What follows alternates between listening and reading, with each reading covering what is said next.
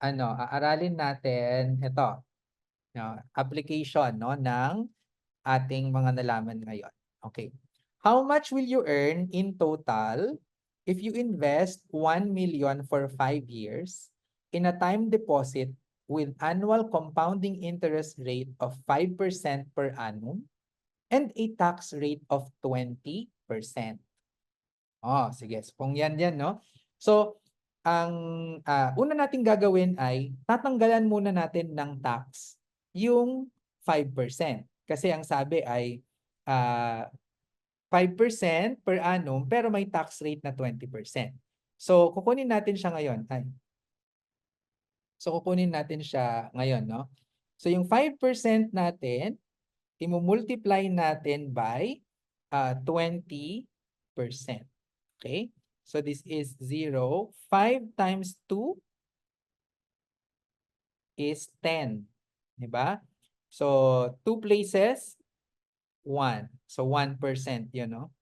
So, ang 20% ng 5% ay 1%. So, 5% minus 1%, ang ating net rate ay 4%. Okay? Kasi binawasan natin ng withholding tax na 20%. Naintindihan yan? Paki-thumbs up kung kayo ay nakakaintindi. Yes po. Sundan niyo, okay? Sige. Okay. So ngayon, yung 4% na yon, ang gagawin na natin ay ano daw yung how much will we earn daw in 5 years? So gagawin na natin ulit dito sa ating mahiwagang Excel. Okay? So future value. Okay? Ang future value natin ay ang rate. Magkano yung rate na gagamitin natin? 4. 4%. Okay, 4%. How many periods? 5. 5. Ayan, 5. Tapos, may payment ba tayo? Installment? Wala po. Wala. So, 0. Ang ating present value ay? 1 million. 1 million, million. negative 1. So, 1 million. Lalagyan natin 1 million. Okay. So, in 5 years, magiging 1,216,652 yung ating pera. So, magkano yung kinita natin? So, yan, minus 1,216,652.9. Okay? So, tignan nga natin kung tama. Ayan. O, mga ganyang amount, no? Close siya, no? 216,663 or 216,653, no? Mga magkalapit naman. Sir, question. Yes.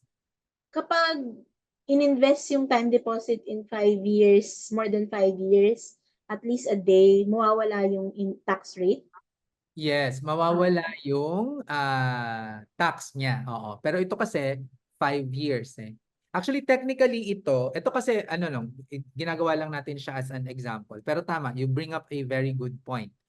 Kapag sa bangko ito sa Pilipinas, ito siya, no? Kapag one year to less than 3 years, ang tax rate mo ay 20%. Okay? Kapag 3 years to less than 4 years, ang naging time deposit mo, ang tax rate mo na lang dito ay 12%. Tapos kung kung 4 years, pero less than 5 years, hindi ka pa rin umabot ng 5 years, ang tax rate mo dito, if I'm not mistaken I think nasa 5% na lang. Tapos kapag up to 5 years pala to, up to 5 years. Pag greater than 5 years na, 0% na yung tax mo. Okay?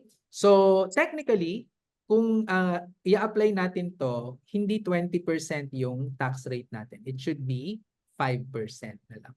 in the Philippine scenario. Pero in our example, dahil hindi naman na-clarify kung sa Philippines siya o hindi natin siya ma-apply. Okay?